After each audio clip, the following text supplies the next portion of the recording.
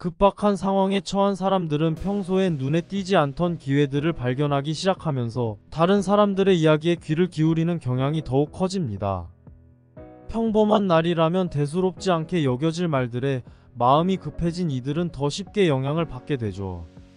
이때 돈을 벌게 해줄게라며 접근하는 사람들이 나타납니다.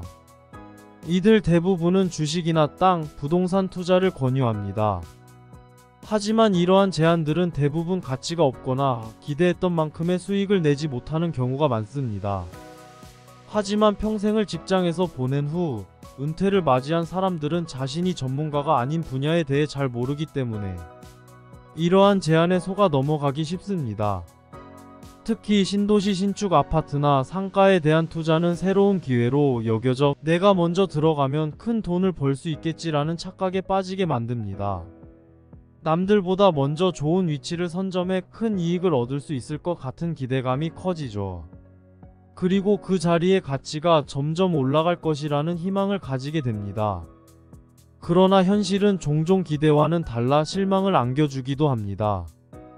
이러한 상황을 경험한 A씨의 사례를 살펴보면 은퇴 자금을 투자하기 위해 신도시 상가 분양에 관심을 가졌던 사람입니다. 경기도의 한 신도시에서 1층 상가 분양 소식을 듣고 구경만 해보자는 마음으로 방문했죠. 인구 10만 명이 넘는 대규모 신도시의 1층 상가를 평당 4천만 원대에 분양한다는 말에 투자의 매력을 느꼈습니다. 하지만 더 많은 정보를 알고 있었다면 분명 그 가격에 서울에서도 충분히 좋은 조건의 상가를 살 수 있었을 겁니다. 그러나 현장에서는 여러 감언이설로 투자를 부추겼습니다. 게다가 유명 브랜드 커피숍의 입점이 확정되어 있어 곧바로 월세를 받을 수 있다는 제안까지 있었죠. 매력적인 제안에 이끌려 20억 원이 넘는 가격에도 불구하고 투자를 결정했습니다.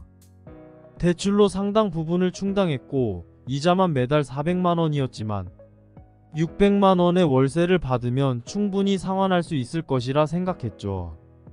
이처럼 투자로 인해 매달 200만 원의 수익을 얻을 수 있다는 기대를 했지만 현실은 그리 녹록지 않았습니다. 처음에는 기대한 대로 커피숍이 입점하여 월세를 받았습니다. 그대로만 가면 아무 문제가 없을 것처럼 보였죠.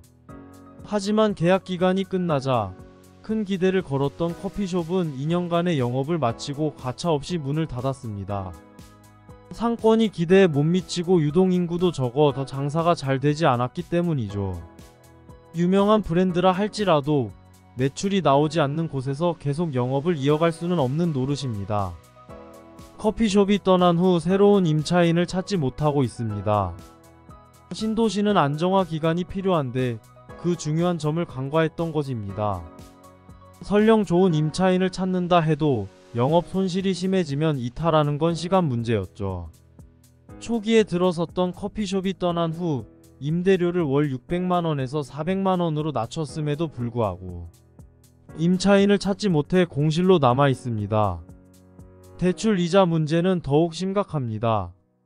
16억 원의 대출 이자를 3% 금리로 매월 400만원씩 내던 것이 2024년 현재 6% 금리로 올라 매월 800만원씩 내야 하는 상황에 처했습니다. 이자만 매월 800만원인데 월세 수익은 이제 0원이 되었습니다. 마이너스 통장도 이제는 한계에 다다랐습니다. 결국 매물을 내놓고 팔아야 하는 상황이지만 인근 부동산 중개업소를 통해 알아보니 반값에 내놓아도 팔리기 어렵다고 합니다.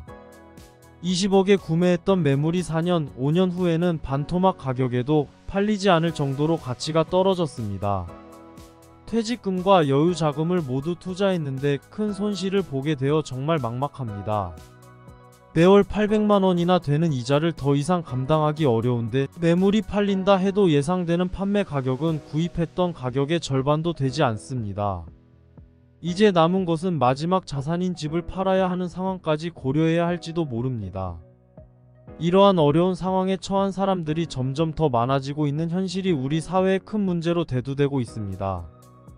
은퇴를 맞이한 분들 중에는 은퇴 후 쉽게 돈을 벌 수 있는 방법을 찾다가 월세 수익을 기대하며 오피스텔이나 상가, 지식산업센터 등의 부동산으로 눈을 돌리는 경우가 많습니다. 고수익을 기대하며 여러 채의 부동산에 투자하는 분들도 계십니다. 하지만 팔고자 해도 구매자를 찾기 어려운 상황에 직면하게 되죠.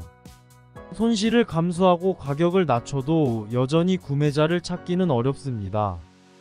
결국 더 낮은 가격에 판매하는 것 외에 다른 방법이 없어 보입니다. 평생을 일해 모은 은퇴자금으로 조금이라도 더 편안한 노후를 보내고자 했던 꿈은 점차 멀어지고 있습니다. 꾸준한 월세 수입을 기대하며 무리해서 대출을 받았지만 결국 월세 수익은 제대로 얻지 못하고 세입자를 구하지 못하는 상황에서 은행 이자만 꾸준히 2배로 늘어나는 최악의 상황에 처해 있습니다. 이제는 기존에 가지고 있던 자산마저 잃을 위기에 놓여 있습니다. 많은 이들에게 최후의 선택은 파산 신청이나 경매로 넘기는 것입니다. 최근 전국의 상가와 지식산업센터 매물이 경매 시장에 넘쳐나고 있습니다. 이렇게 경매에 나온 매물들은 기본적으로 30%, 40% 할인된 가격에 나오지만 여전히 관심을 받지 못하고 있습니다. 심지어 50% 이상 할인돼야 구매 의사를 보이는 사람들도 있습니다. 하지만 저렴하게 낙찰받았다 하더라도 세입자를 구하지 못해 다시 경매로 넘어가는 경우도 있습니다. 반값에 낙찰받아서 월세의 절반만 받아도 이득이라고 생각했지만 결국 세입자를 찾지 못하는 상황이 발생합니다.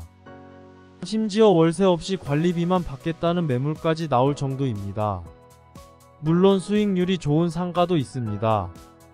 하지만 대부분의 신도시 상가는 공실 문제에 시달리고 있고 이미 계약한 세입자들도 계약 기간이 끝나기만을 기다리는 경우가 많습니다. 계약 기간이 남았음에도 불구하고 문을 닫은 상가들도 많이 있습니다.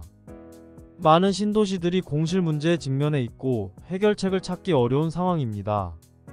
이런 신도시 상가 투자 실패 사례는 급변하는 경제 상황 속에서 사람들이 직면할 수 있는 투자의 위험성에 대해 경고하고 있습니다. 더욱이 은퇴자금 투자는 실패로 이어질 경우 회복하기가 어렵기 때문에 더욱 주의가 필요합니다. 은퇴자금으로 투자할 계획을 가진 분이라면 안전한 투자를 위한 4가지 요소를 꼭 기억하시면 좋겠습니다. 첫째, 투자 결정 전 충분한 시장 조사와 전문가의 조언을 구하는 것이 중요합니다. 둘째, 다양한 투자 옵션을 고려하여 위험을 분산시키는 전략을 세워야 합니다. 셋째, 투자에 대한 장기적인 관점을 가져야 하며 단기적인 수익에만 집중하는 것을 피해야 합니다. 넷째, 대출을 이용한 과도한 레버리지는 위험을 증가시킬 수 있으므로 자신의 재정 상태에 맞는 안전한 투자 방법을 선택해야 합니다. 결론적으로 은퇴자금을 관리하고 투자할 때는 안정성과 장기적인 관점을 우선시하며 시장 변동성과 관련 위험을 충분히 고려해야 합니다. 이를 통해 안정적인 노후 생활을 보장하고 급변하는 경제 환경 속에서도 자산을 보호할 수 있을 것입니다. 이번 영상은 여기까지입니다. 구독과 좋아요는 영상 제작에 큰 힘이 됩니다. 감사합니다.